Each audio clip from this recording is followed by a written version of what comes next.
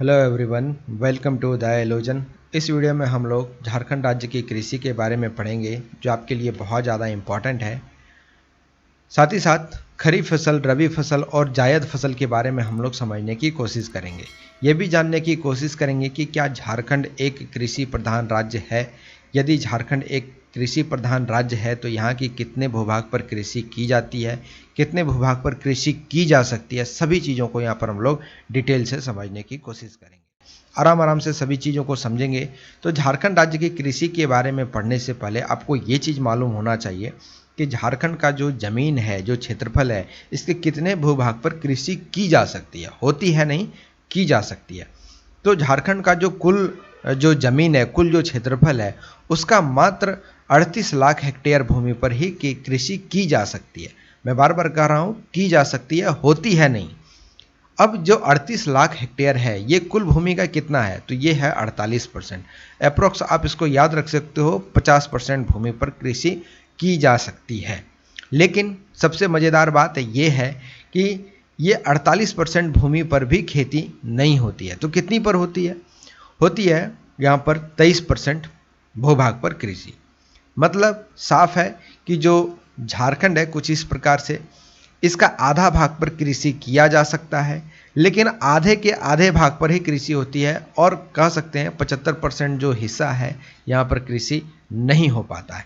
क्यों? क्योंकि यहाँ पर बहुत सारे चीज़ों को फेस करना पड़ता है किसानों को, क्योंकि मानसून समय पर नहीं आता है। वर्तमान में बहुत सारे ऐसे कारण हैं, क्लाइमेट चेंज वगैरह है, और साथ ही साथ यहाँ की भूमि भूमि बिहार यूपी के जैसा यहाँ पर फर्टाइल नहीं है। लेकिन आप यहाँ पर देखेंगे 23% भाग जो है, जो कृषि की जाती है, इस 23% पर, इतने पर कृषि होने के बावजूद भी झारखंड एक कृषि प्रधान राज्य है। ये आपको जानना चाहिए कि आखिर 23% भाग पर कृषि होती है, फिर भी झारखंड जो है एक कृषि प्रधान राज्य है। ये मैं क्यों कह रहा हूँ? क्योंकि राज्य की जो कुल जनसंख्या है, उस जनसंख्या का लगभग आधा से ज़्यादा भाग, करीब 75%, मतलब 4 भाग में 3 भाग जो आबादी है वो यहाँ का कृषि पर निर्भर है। मतलब 75% आबादी यहाँ पर कृषि पर ही निर्भर है। कृषि करते हैं, किसानी करते हैं, और इसके बाद अपनी आजीविका को यहाँ पर निर्वहन करते हैं। तो ये चीज़ क्लियर हुआ। अब यहाँ पर हम लोग समझेंगे कि कौन कौन सी कृषि यहाँ पर प्रमुख है। जो झारखंड में कृषि होती है उसमें धान जो है ये प्रमुख फसल है। जो धान है ये झारखंड की प्रमुख फसल है। इसके साथ मक्का यहाँ की दूसरी प्रमुख फसल है। मक्का क्या होता है? जो मकई होता है ना, जिसको भुट्टा कहा जाता है, और फिर जो बाजरा होता है, ये सारी चीज़ जो है यहाँ की दूसरी फसल है। प्रमुख फसल की बात कर रहे हैं तो पहला हो गया हमारा धान और दूसरा हो गया हमारा मक्का। ये दो फसल ऐसी हैं जो यहाँ का प्रमुख है। लेकिन इसके साथ साथ यहाँ पर गेहूं की भी खेती होती है। आपको याद होगा, आप गांव से यदि बिलोंग करते हैं या फिर कोई शहरी हैं तो उसके लिए मैं बता देता हूँ। यदि कोई कृषि अपने जीवन में नहीं देखें किसानी होते हुए, देखो, सावन के महीने के आसपास के समय में धान की खेती की जाती है, चावल की खेती की जाती है।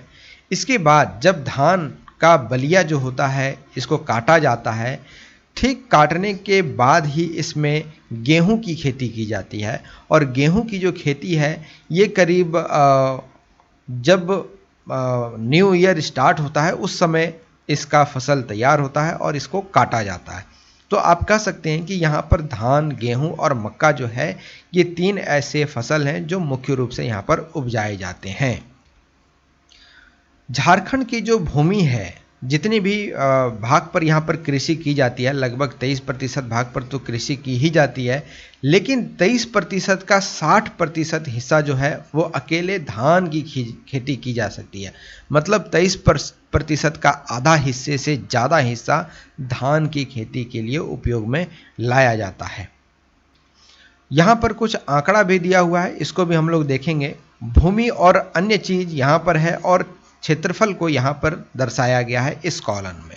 तो ये एक कॉलम है जहाँ पर भूमि और अन्य चीज़ और क्षेत्रफल है लाख हेक्टेयर पर। तो यहाँ पर जो भी आंकड़ा दिया हुआ है सभी को लाख हेक्टेयर के अनुसार ही आप देखेंगे।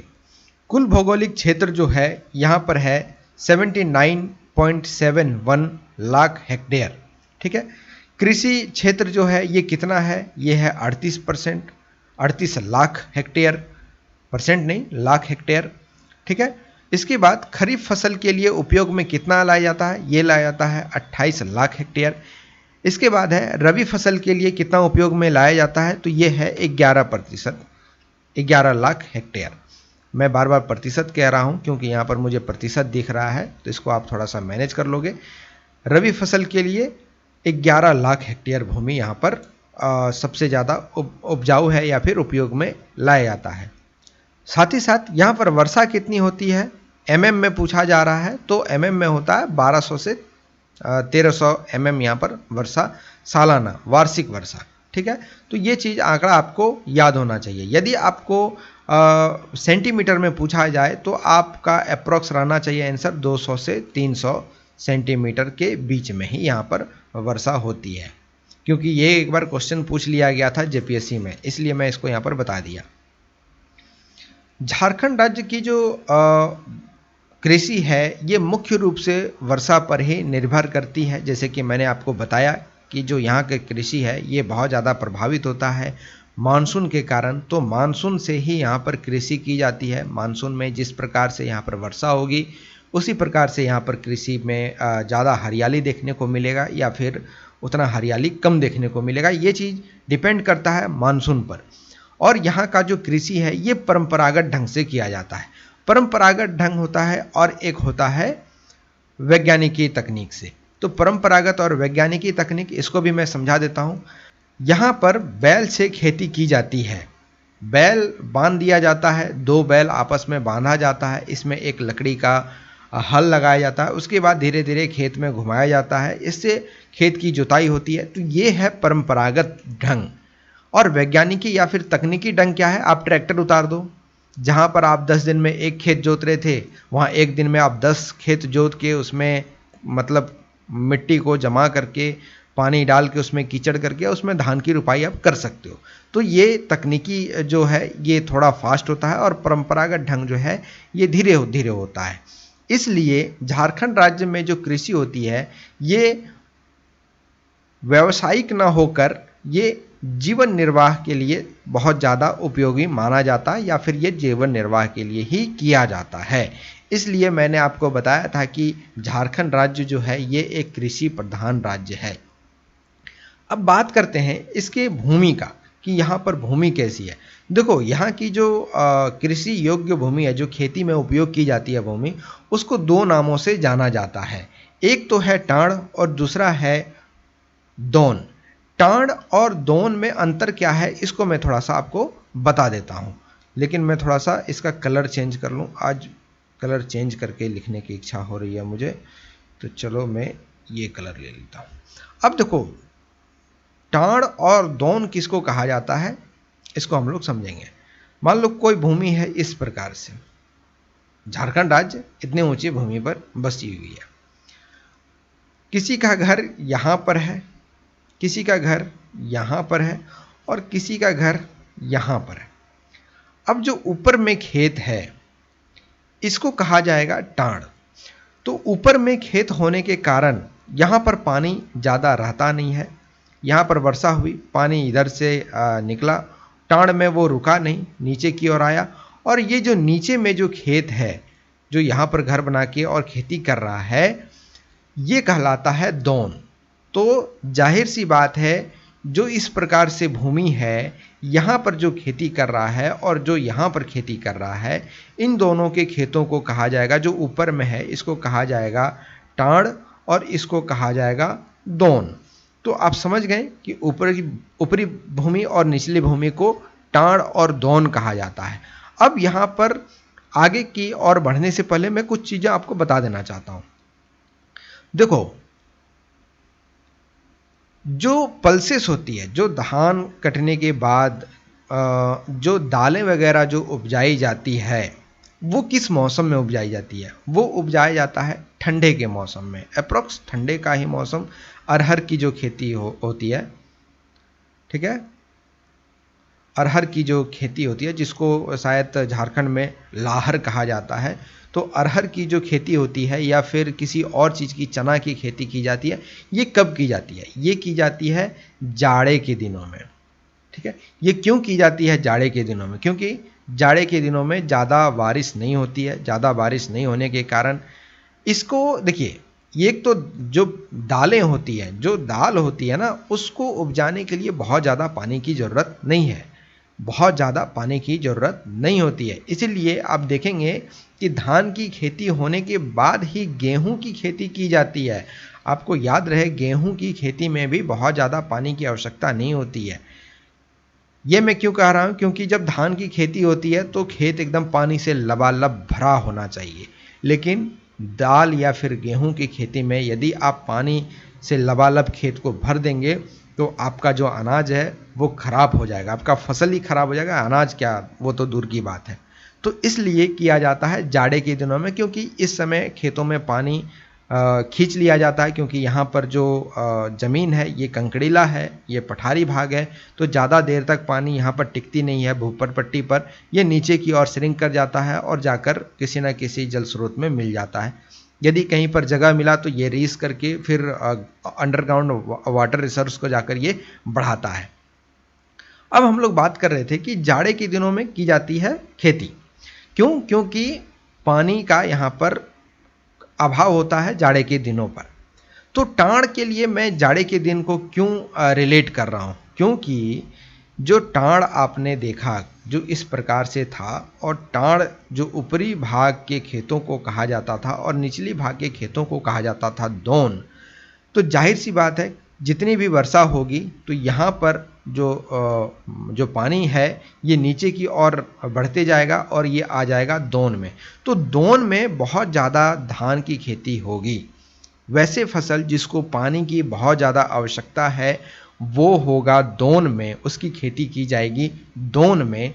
और वैसे फसल जिसका खेती के लिए बहुत ज़्यादा पानी की आवश्यकता नहीं है, उसकी खेती के लिए उपयोगी होगा टाड़। तो टाड़ में वैसे फसल उपजाए जाएंगे जिसको बहुत ज़्यादा पानी की आवश्यकता नहीं है। इसीलिए टाड़ में आप देखेंगे कि सब्जी से लेकर दाल वाल भी बहुत ज़्यादा उपजाए जाते हैं। यहाँ पर उतना ज़्यादा आपको धान या फिर वैसे फसल जिसमें पानी की आवश्यकता होती है, इन सभी चीज़ों को यहाँ पर नहीं उपजाया जाता है। इसमें बेसिकली मोटे अनाजों की खेती होती है, जैसे विशेषकर सब्जी, दाल, तिलहन और ये सारी चीज़ों की यहाँ पर खेती है। ये सारे जो है ये मोटे अनाज है।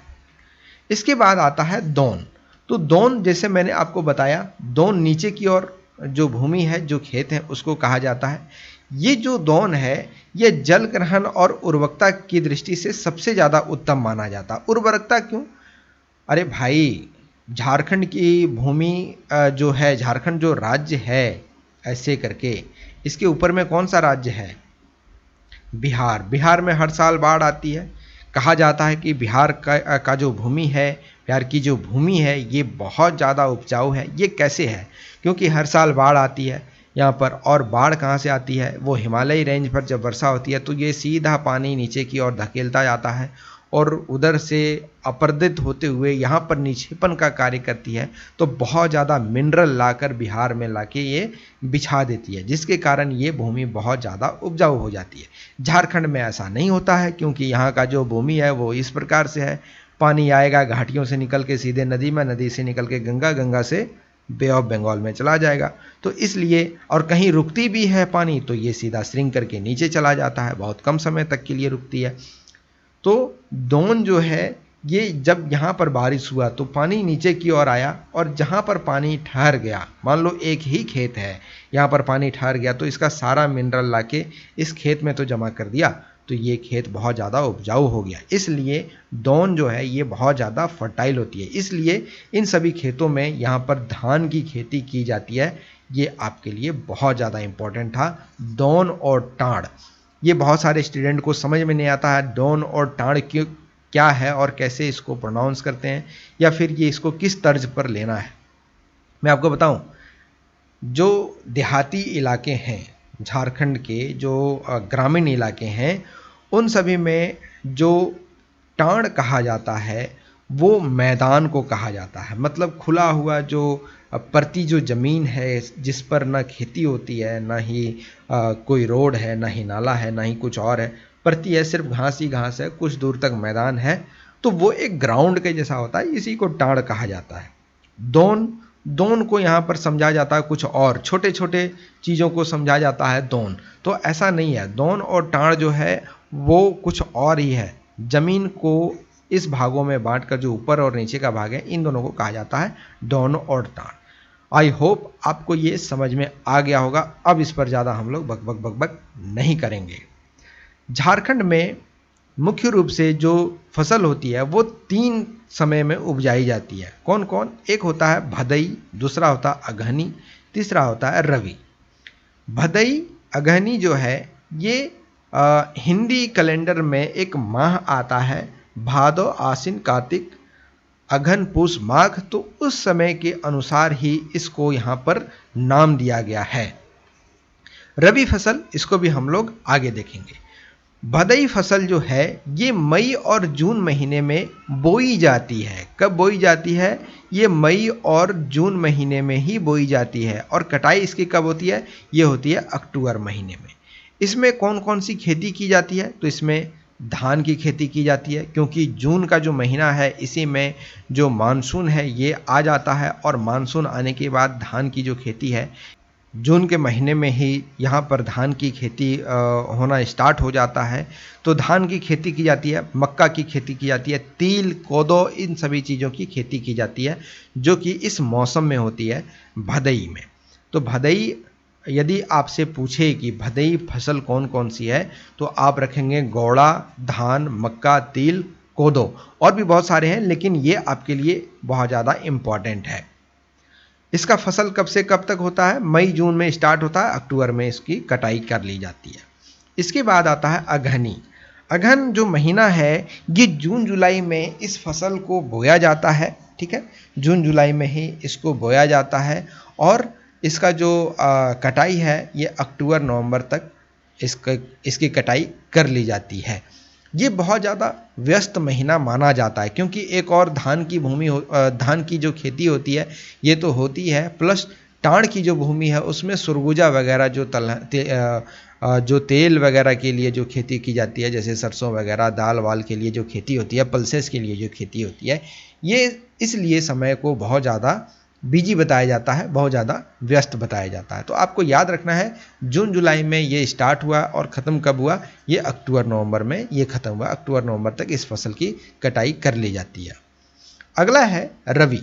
रवि जो फसल है ये नवंबर दिसंबर में इसकी बुआई होती है। इस फसल की बुआई नवंबर दिसंबर में होती है, और कटाई जो है ये मार्च अप्रैल में काट ली जाती है।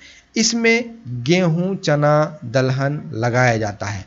अब देखो यहाँ पर मैं आपको बताया पिछले में कुछ समय पहले ही आपको मैंने बताया कि नवंबर दिसंबर के समय में बारिश बहुत कम होती है, और मार्च अप्रैल तक बारिश जो है इसी प्रकार से चलती है, मतलब ज़्यादा होती ही नहीं है। तो इस समय क्या चीज़ का खेती होगा? तो गेहूँ, चना, चना एक दाल है, दलहन जैसे अरहर, कुर्थी, मूंग, ये सब जो है ये सारे चीज़ यहाँ पर लगाए जाते हैं। तेलहन जो है वो मुख्य रूप से चौथी फसल या फिर सब्जी के लिए उपयोग में लाया जाता है, जिसको गर्मा कहा जाता है। गर्मा किसको कहा जाता है? देखो रवि के जगह पर कहीं कहीं आपको, जैसे मैंने आप यहाँ पर जो मैंने जायद लिखा है, बहुत को यहाँ पर गर्मा आपको पढ़ाएंगे, तो गर्मा जो है ये यही चीज़ है। तो आपको याद रखना है गर्मा जो है वो सब्जी या फिर जो चौथी फसल जो उपजाई जाती है, तिलहन या फिर जो सब्जी वगैरह जो होती है, इन सभी चीज़ों के लिए इसको कहा जाता है गर्मा। अब हम लोग समझते हैं कि जो झारखंड की जो भूमि है, क्षेत्रीय विभिन्नता के आधार पर इसको अलग अलग कृषि प्रदेशों के भाग में इसको बांटा गया है। कितने भागों में बांटा गया है? तो ये टोटल 8 भागों में बांटा गया है। यहाँ पर आप देख सकते हैं उत्तरी कोयल घाटी का कृषि प्रदेश, दूसरा जो है वह है हजारीबाग पठार का कृषि प्रदेश, तीसरा है राजमहल की पहाड़ी तथा समीपवर्ती क्षेत्रों का कृषि प्रदेश, दामोदर घाटी का कृषि प्रदेश, रांची पठार का कृषि प्रदेश, निचली स्वर्ण रेखा का कृषि प्रदेश, चाईबासा का मैदानी तथा समीपवर्ती उच्च भूभाग का कृषि प्रदेश, और लास्ट जो है ये है उत्तरी पूर्वी सीमांत का कृषि प्रदेश। ये क्या क्या है मैं आपको समझा देता हूँ। यहाँ पर आप देख रहे होंगे ये एक डायग्राम लगा हुआ है जो 1 नंबर है। तो ये देखो ये है क्या, ये है उत्तरी कोयल घाटी का कृषि प्रदेश जो आपने यहाँ पर पढ़ा, ये है 1 नंबर। दूसरा नंबर जो है ये है हजारीबाग पठार का कृषि प्रदेश जो ये है, क्योंकि हजारीबाग का पठार आपको जो इसकी भू संरचना है इसके भी बारे में आपको जानना बहुत ज़रूरी है। यदि आप वो क्लास करना चाहते हैं प्लेलिस्ट में अगेन आप जाएं और वहाँ पर मैंने जो क्लास कराया है उसको जाकर देख लें। उसमें ये भी चीज़ आपको समझ में आ जाएगा कि झारखंड कब बना है, कैसे बना है, और हिमालय से पुराना झारखंड को क्यों माना जाता है। मतलब जो छोटा नागपुर प्लेटो है इसको हिमालय से भी पुराना क्यों माना जाता है, सभी चीज़ों को वहाँ पर मैंने डिस्कस किया है। तो ये है हजारीबाग का पठार, तो हजारीबाग पठार का कृषि प्रदेश। तीसरा जो है ये है राजमहल की पहाड़ी तथा समीपवर्ती क्षेत्रों का कृषि प्रदेश। तो तीसरा ये रहा। देखो तीसरा जो है ये संथाल परगना का ही क्षेत्र है, ठीक है। तो संथाल परगना में कौन कौन से डिस्ट्रिक्ट होते हैं, यहाँ पर 6 डिस्ट्रिक्ट हैं। कौन कौन से हैं आप कमेंट करके बताइए। पांचवा जो है ये है दामोदर घाटी का कृषि प्रदेश। जो चौथा है ये है दामोदर घाटी का कृषि प्रदेश। पांचवा जो है ये है रांची पठार का कृषि प्रदेश, ये है पांचवा। ये रहा रांची का पठार, रांची यहाँ पर आता है कुछ इस जगह, और इससे जो जुड़ा हुआ ये सारी जो जगह है, जो नेतरहाट वगैरह जो जगह है, ये सारा रांची के पठार के अंतर्गत ही इसमें रखा गया है। इसके बाद जो अगला है छठा, ये है निचली स्वर्णरेखा घाटी का कृषि प्रदेश। तो आप यहाँ पर देख पाएंगे ये है छठा नंबर पे जो निचली स्वर्णरेखा घाटी का जो स्वर्णरेखा जो नदी है वो इस प्रकार से बहती है। इसके बाद चाईबासा का मैदान तथा समीपवर्ती उच्च भूभाग का कृषि प्रदेश, ये है 7वां नंबर, चाईबासा और समीपवर्ती भूभाग का कृषि प्रदेश। और 8वां जो है ये है उत्तरी पूर्वी सीमांत का कृषि प्रदेश। यहाँ पर आप देख रहे हो ना ये भाग जो मैं लाल कलर से कलर कर रहा हूँ, ये भाग है 8वां। इस भाग को मैं अच्छे से आपको समझाऊंगा क्योंकि ये थोड़ा सा ट्रिकी है। ये हवा में समझा देने पर समझ में तो आ जाएगा लेकिन आप इसको समझ नहीं पाओगे कि ये किस क्षेत्र की बात हो रही है, और ये क्षेत्र झारखंड में पूर्वी उत्तरी आप समझ नहीं पाओगे, तो इसको मैं अलग से समझाऊंगा। तो ये हुआ हमारा 8वां भाग। अब एक एक करके हम लोग सभी को समझेंगे। पहला जो है ये है उत्तरी कोयल घाटी का कृषि प्रदेश। उत्तरी कोयल घाटी मतलब कि जहाँ पर उत्तरी कोयल नदी बह रही होगी उसी की घाटी की बात की जा रही है। तो उत्तरी कोयल नदी कहाँ पर बहती है, तो उत्तरी कोयल नदी इस प्रकार से बहती है। तो इसका बात यहाँ पर किया जा रहा है। तो इसमें कौन कौन सा जिला आता है, तो इसमें आता है गढ़वा, पलामू, लातेहार और चतरा। आप यहाँ पर देखेंगे, आराम से मैं आपको समझाता हूँ। यहाँ पर ये सारे डिस्ट्रिक्ट हैं, ठीक है। तो ये सारे डिस्ट्रिक्ट यहाँ पर आते हैं, इसलिए इसी क्षेत्र में हम लोग जानेंगे। गढ़वा, पलामू, लातेहार और चतरा जो है इस कोयल घाटी का जो कृषि क्षेत्र प्रदेश है वहाँ पर ये सम्मिलित है। जैसे कि मैंने आपको बताया कि उत्तरी कोयल नदी इस क्षेत्र में उत्तर की ओर प्रवाहित होती है। उत्तरी कोयल नदी जो है ये झारखंड इस प्रकार से है। उत्तरी कोयल नदी इस प्रकार से प्रवाहित होती है। इधर से एक नदी आती है जिसका नाम है सोन नदी, और सोन नदी जाकर इधर से एक नदी आती है जिसका नाम है गंगा नदी। गंगा नदी में जाकर ये मिल जाती है। तो जो उत्तरी कोयल नदी है ये सोन नदी की एक ट्रिब्यूटरी है, सोन नदी जो है ये गंगा नदी की ट्रिब्यूटरी है। इस क्षेत्र में चावल, मक्का, चना, अरहर, तिलहन, इन सभी चीज़ों का यहाँ पर फसल किया जाता है। दूसरा जो है ये है हजारीबाग का पठार। हजारीबाग का पठार अगेन मैं आपको दिखा दूँ, ये जो है ये है हजारीबाग का पठार। तो इसी की बात यहाँ पर की जा रही है। यहाँ पर जिला कौन कौन सा आता है, हजारीबाग, गिरिडीह, कोडरमा और चतरा। अब चतरा देखो इसमें भी आया, चतरा देखो इसमें भी आया। इसका मतलब ये है कि चतरा कहीं इस जगह पर है, तो इससे आप डिस्ट्रिक्ट को भी याद रख सकते हो। तो इसके अंतर्गत हजारीबाग, गिरिडीह, कोडरमा और चतरा जैसे जिले आए। यहाँ पर चावल, मक्का और रागी फसल, ठीक है, इन सभी चीज़ों की यहाँ पर फसल उपजाई जाती है। इसके साथ साथ जो हजारीबाग का पठार है यहाँ का कृषि प्रदेश में फल और सब्जियों की भी खेती की जाती है। अगला जो है ये है राजमहल की पहाड़ी तथा समीपवर्ती क्षेत्रों का कृषि प्रदेश। अगेन मैं आपको थोड़ा सा मैप बना देता हूँ। ये इस प्रकार से है झारखंड। अभी तक हमने इसको पढ़ा, यहाँ के ज़मीन को पढ़ा, इधर एक छोटा सा ज़मीन है। अब ये जो ज़मीन रह गया ये इसी के बारे में बताया जा रहा है। ये है 3 नंबर, ठीक है। तो 3 नंबर में राजमहल की पहाड़ी तथा समीपवर्ती क्षेत्रों का जो कृषि प्रदेश है ये क्या है। देखो यहाँ पर कृषि बहुत ज़्यादा नहीं होती है। क्यों? क्योंकि ये थोड़ा सा अजीब तरीके का एरिया है। संथाल परगना का ये एरिया है, इसलिए अजीब ये नहीं है, बल्कि यहाँ पर बहुत सारी आपको घाटियाँ मिलेंगी। वैसे ज़मीन जो है आपको वो समतल देखने को मिलेगा। मैं आपको दिखाता हूँ, ये जो ज़मीन है ये थोड़ा सा समतल देखने को मिलता है, लेकिन बीच बीच में कहीं पर ऐसी ऐसी घाटियां हैं जो पूरे वाटर को श्रिंक करके अपने अंदर ले लेती है। यहाँ पर ज़्यादा देर तक पानी रहता नहीं है। उखड़ खाबड़ ज़मीन होने के कारण यहाँ पर जो निर्भरता है ये मानसून पर बहुत ज़्यादा है, इसलिए यहाँ पर कृषि का ह्रास देखा गया है। बहुत ज़्यादा यहाँ पर कृषि नहीं हो पाती है। मुख्य रूप से धान तथा कुछ सब्जी या फल और फूलों की भी यहाँ पर खेती होती है, इससे ज़्यादा यहाँ पर खेती नहीं हो पाती है। इसमें कौन कौन सा जिला आता है? इसमें आता है दक्षिणी साहेबगंज। दक्षिणी साहेबगंज मतलब साहेबगंज जो है ये यहाँ पर आता है, और इसका जो दक्षिण वाला हिस्सा है वो है दक्षिणी साहेबगंज। दक्षिणी पाकुड़, पाकुड़ इससे ठीक सटा हुआ है, तो दक्षिण का पाकुड़ जो है उसका दक्षिणी भाग गोड्डा, दुमका और देवघर, यहाँ पर एक राज्य जिला नहीं लिखा गया है, डिस्ट्रिक्ट, जिसका नाम है देवघर। ये सारे जो आते हैं ये आते हैं आपका राजमहल की पहाड़ी तथा समीपवर्ती क्षेत्र में। अगला जो है ये है दामोदर घाटी का कृषि क्षेत्र। दामोदर घाटी का जो कृषि क्षेत्र है, यहाँ पर इस क्षेत्र में कृषि कार्य के लिए बहुत सारे यहाँ पर सरकार के द्वारा नियम कानून या फिर इसको क्या कहेंगे, बहुत सारे यहाँ पर प्रोत्साहन चीज़ों को यहाँ पर लागू किया गया है। जैसे उच्च घाटी में लघु सिंचाई करने के लिए यहाँ पर बहुत सारी योजनाएं लाई गई है।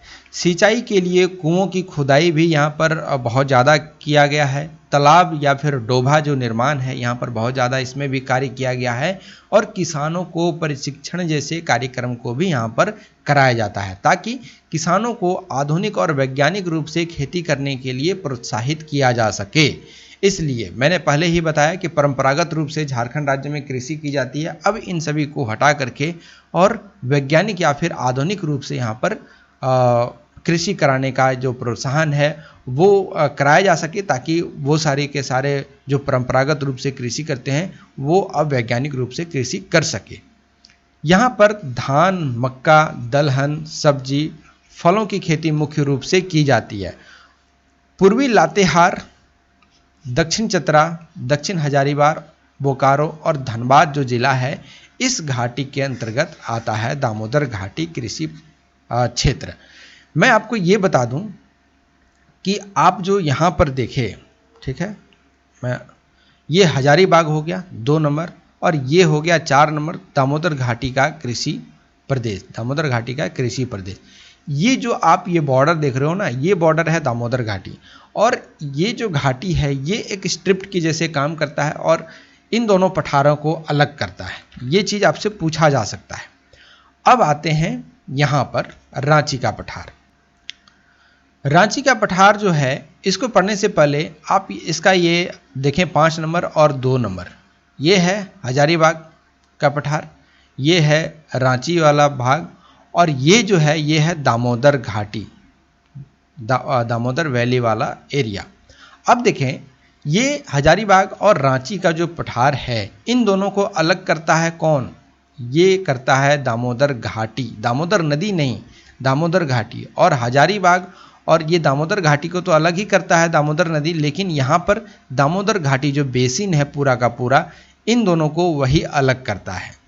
यहाँ दोन क्षेत्र का उपयोग जो है ये चावल की खेती के लिए की जाती है, जबकि टांड जो है ये रागी, तिलहन, दलहन, सब्जी और फल के लिए बहुत ज़्यादा उपयोगी माना जाता है। शीतकाल में यहाँ पर गेहूं की उपज की जाती है, जैसे कि मैंने आपको बताया कि जैसे ही धान की खेती होगी और इसकी कटाई की जाएगी तो इसके बाद ही यहाँ पर जो गेहूं है खेती किया जाना स्टार्ट हो जाता है। इसके बाद जो नेक्स्ट है वो है निचली स्वर्णरेखा घाटी का कृषि प्रदेश। स्वर्णरेखा नदी मैंने आपको पहले बताया झारखंड कुछ इस प्रकार से है और इस बात की जा रही है, ये जो जगह है इसका यहाँ पर बात हो रहा है।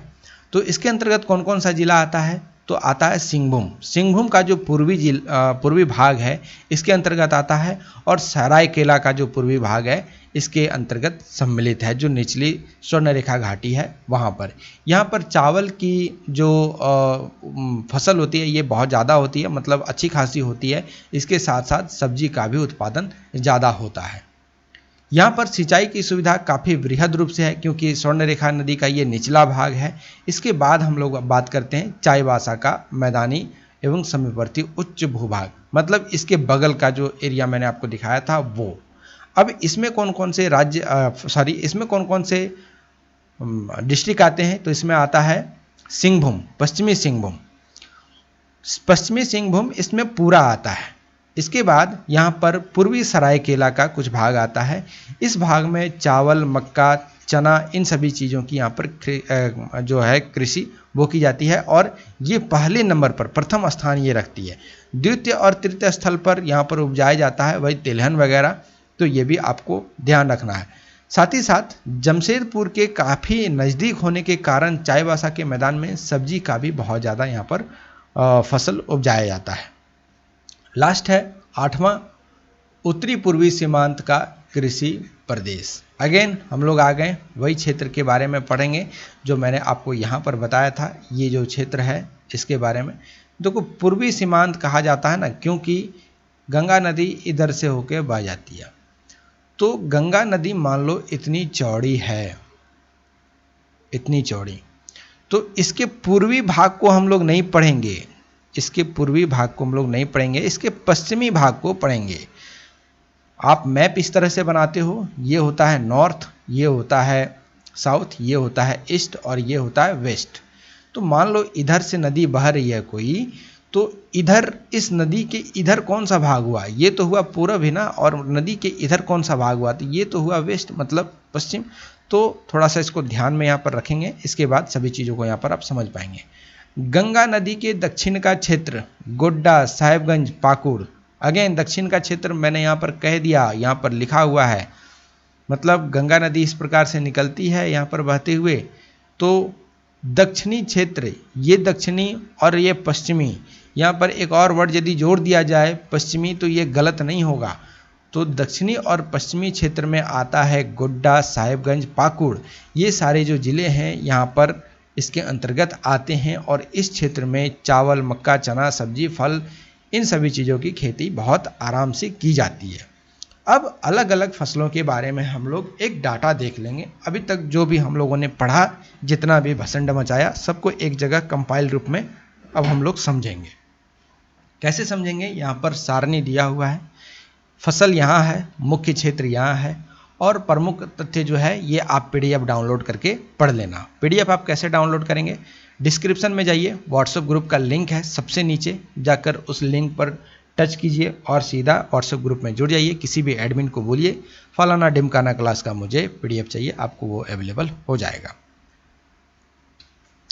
फसल में पहला जो है ये है धान। धान जो है ये सिंहभूम वाले एरिया में दुमका, रांची, गुमला और हजारीबाग में बहुत ज़्यादा उपजाया जाता है। ये जो फसल है ये झारखंड का प्रमुख फसल है, ये आपको मैंने पहले भी बताया था। आप ये आराम से PDF डाउनलोड करके पढ़ लेना। मैं आपको यहाँ पर सीधा फसल और उसके वो जो फसल है वो कहाँ कहाँ उपजाया जाता है इसके बारे में मैं आपको बताता हूँ। मक्का जो है ये कहाँ कहाँ सबसे ज़्यादा उपजाया जाता है, पलामू, हजारीबाग, गिरिडीह, साहिबगंज और गोड्डा में मक्का की खेती बहुत ज़्यादा होती है।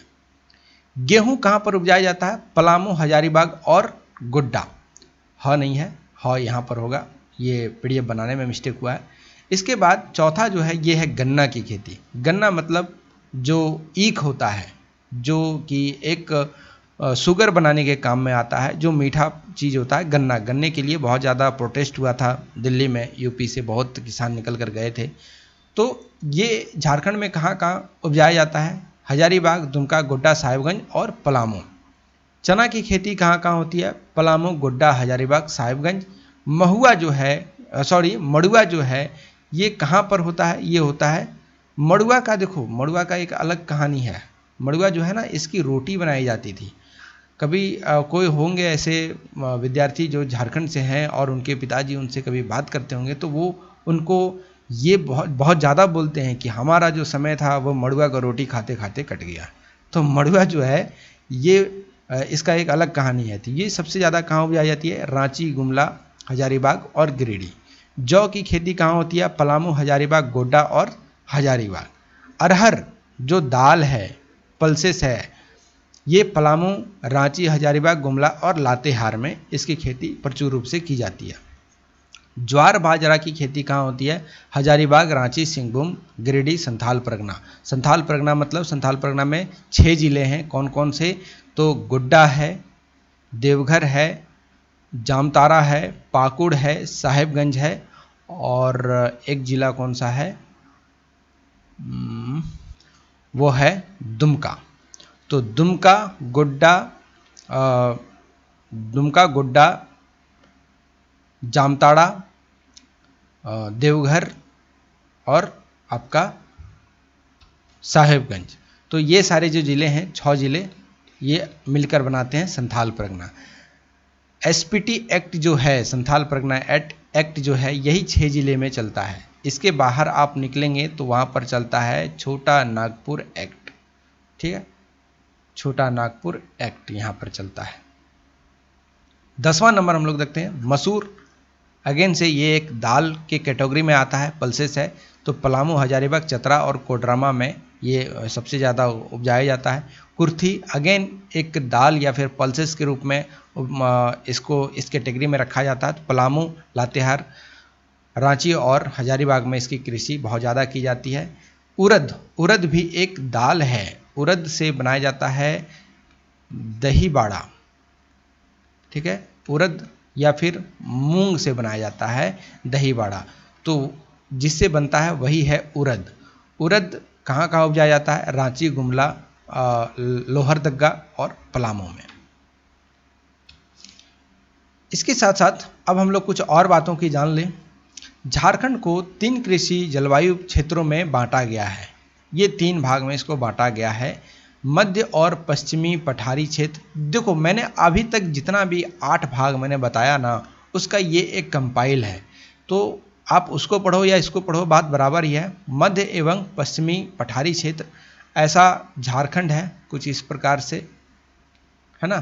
तो ये मध्य हुआ, तो मध्य और पश्चिम मतलब इस भाग की ये बात कर रहा है। तो वो क्षेत्र मध्य और उत्तर पूर्वी भाग की बात कर रहा है। तो मध्य तो हो गया, उत्तर ये है और पूरब ये है, मतलब इस भाग का ये बात हो रहा है। दक्षिण पूर्वी पठार का क्षेत्र, दक्षिण ये है और पूरब ये है, तो इस भाग का ये बात कर रहा। बाकी इधर का जो ये है मध्य एवं पश्चिमी पठार, इसको एक भाग में 3 भाग में इसको बांटा गया है।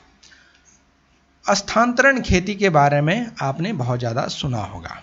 स्थानांतरण खेती होता क्या है, देखो झूम खेती जो होता था, झूम खेती वो क्या था, आदिवासी जाते थे, इधर उधर घूमते रहते थे और घूम घूम के जहाँ उनको जगह लगा कि चलो यहाँ रुकते हैं, कुछ दिन के लिए वहाँ रुके और वहाँ जंगल को जो रहते थे वो जंगल को काट करके और ज़मीन को कृषि योग्य बनाते थे। वहाँ पर किसानी करते थे, फसल उपजाते थे। उसके बाद फसल उपजाने के बाद कुछ देर वहाँ पर रहते थे, रहने का मन किया रहे, नहीं रहने का मन किया चल दिए।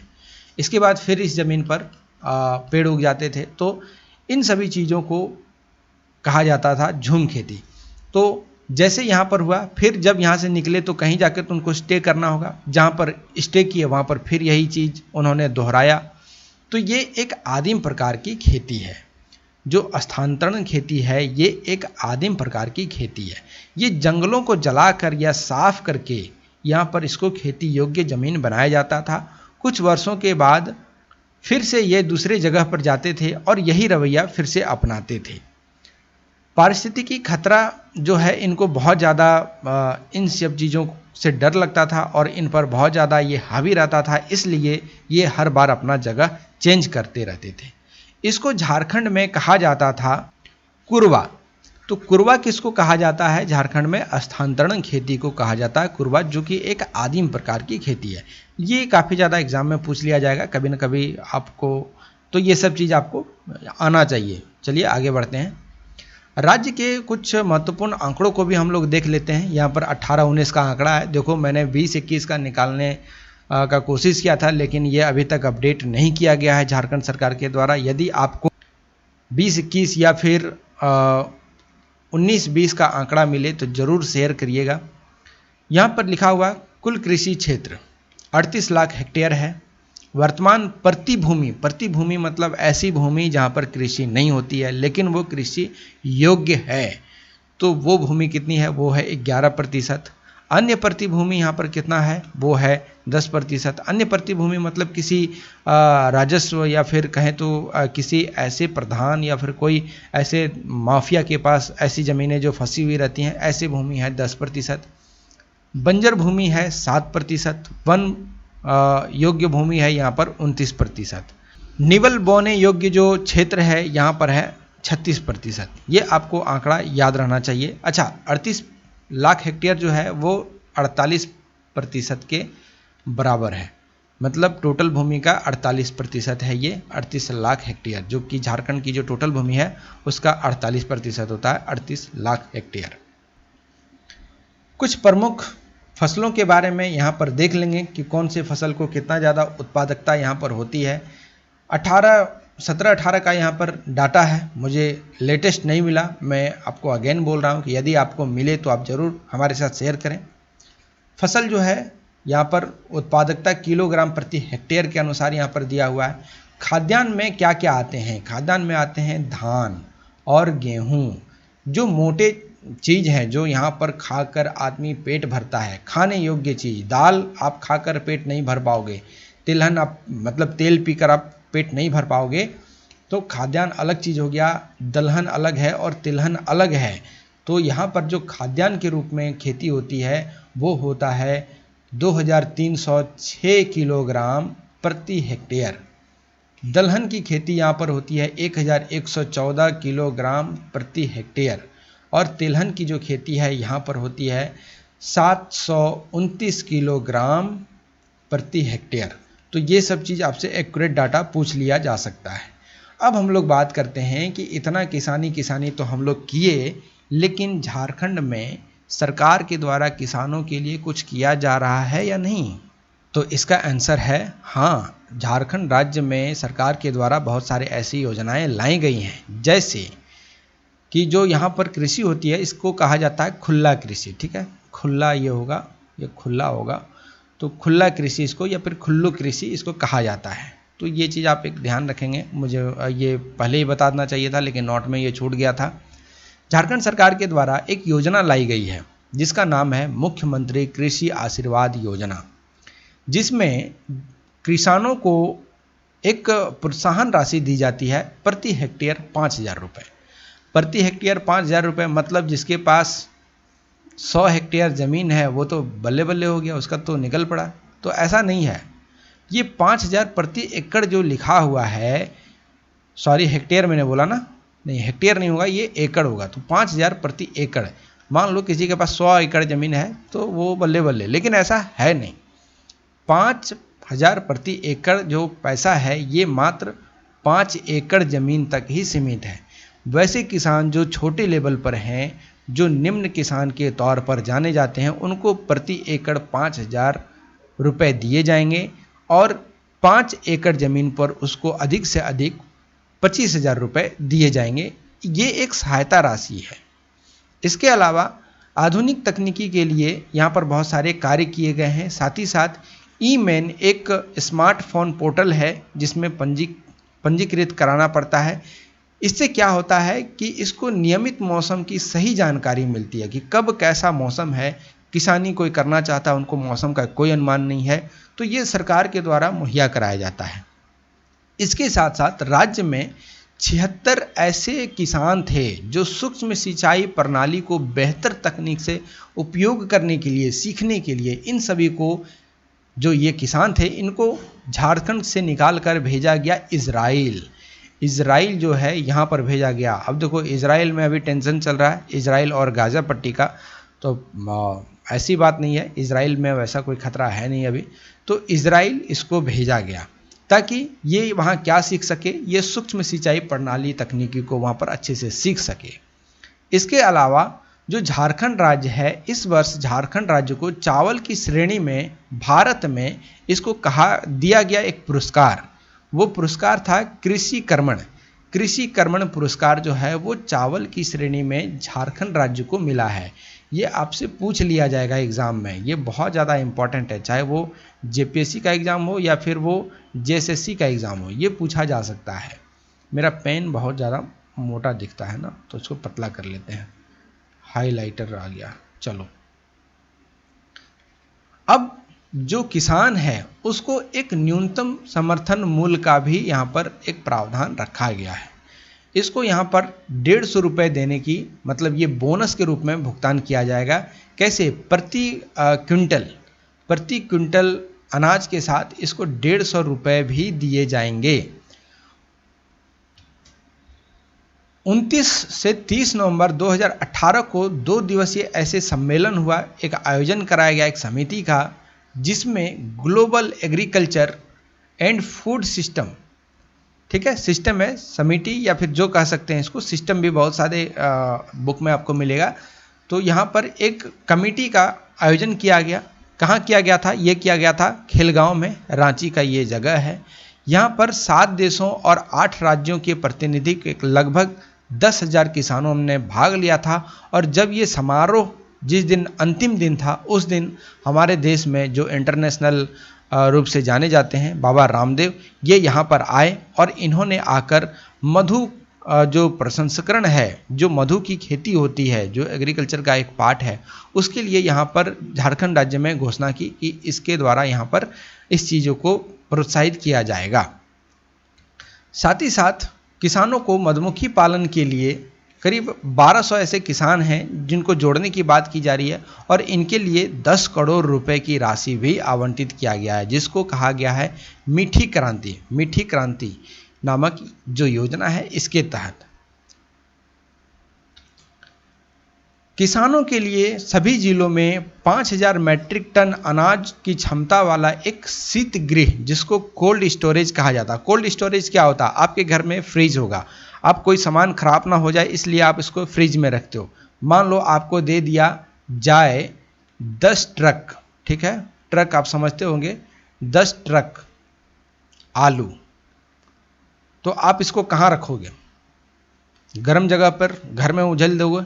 तो अब जब इसको घर में आप रखोगे, एक स्थान पर जब इसको उड़ेल दोगे, तो जैसे जैसे गर्मी बढ़ेगी आलू जो है वो सड़ना स्टार्ट हो जाएगा, तो आलू जो है वो ख़राब हो जाएगा। इसके लिए चाहिए कोल्ड स्टोरेज। अब आलू ही नहीं, यदि आपको प्याज दिया जाए रखने के लिए, तो ये भी तो गर्मी से सड़ जाती है। इन सभी अनाजों के लिए एक कोल्ड स्टोरेज बनाने की बात की जा रही है, जो सभी ज़िले में एक एक करके बनेंगी। बागवानी के लिए भी यहाँ पर बहुत सारी चीज़ों को देखा गया है, तो वो भी हम लोग आंकड़ा देख लेते हैं। फल के लिए यहाँ पर देखा गया था कि 11% यहाँ का जो उत्पादन रहा है, ये प्रति वर्ष वृद्धि के रूप से ये चला है। 2008-2009 में 40,000 हेक्टेयर से ये बढ़कर 2017-18 में ये हो गया था 104 हेक्टेयर, मतलब इतनी ज़मीन पर फल की खेती होने लगी थी। इसके बाद फलों का उत्पादन जो है वो प्रति वर्ष के वार्षिक दर से करीब अभी वर्तमान में 7.3% की दर से ये बढ़ रहा है, जो कि 575,000 मैट्रिक टन जो था 2008-9 में, ये बढ़कर 2017-18 में हो गया 1082, मतलब लगभग आप कह सकते हैं कि 2 गुना बढ़ गया है। तो ये सारे चीज़ झारखंड सरकार के द्वारा किया गया है। अब आते हैं मत्स्य पालन। ये एक अच्छा चीज़ है, लेकिन इसका जो कॉस्ट है या फिर जो मुहैया कराने का जो कॉस्ट है, ये बहुत ज़्यादा मुश्किल होता है, क्योंकि मत्स्य पालन जो है ये आप छोटे मोटे 2 ऊपर ज़्यादा देर तक नहीं कर सकते हो। इसके लिए आपको चाहिए होगा जल स्रोत। तो ऐसा बात नहीं है कि झारखंड में जल स्रोत नहीं है, यहाँ पर बहुत ज़्यादा जल स्रोत है। वैसे मैं झारखंड राज्य से बाहर की बात कर रहा था, लेकिन झारखंड राज्य की बात करें तो यहाँ पर बहुत ज़्यादा जल स्रोत की यहाँ पर बहुतता है। तो यहाँ पर काफ़ी ज़्यादा मछली पालन भी होता है। यहाँ पर देखा गया कि राज्य में मछली उत्पादन की वार्षिक दर जो है ये 2012-13 से 2017-18 में बढ़कर करीब हो गया है 14.5, माने 14.5% रहा है। 2012-13 में मत्स्य उत्पादन जो है ये हुआ था 96.6 थाउजेंड मैट्रिक टन, और ये बाद में 17-18 में बढ़कर हो गया था 190,000 मैट्रिक टन। तो कह सकते हैं कि यहाँ पर मत्स्य पालन भी काफ़ी अच्छे ढंग से होता है। तो ये था कृषि का एक पार्ट। मैं आशा करता हूँ कि ये वीडियो आपको अच्छा लगा होगा। यदि ये वीडियो आपको अच्छा लगता है तो वीडियो को लाइक करें, दोस्तों के साथ शेयर करें, और अभी तक चैनल को सब्सक्राइब नहीं किए हैं तो चैनल को सब्सक्राइब करें। Thank you for watching the illusion. God bless you all.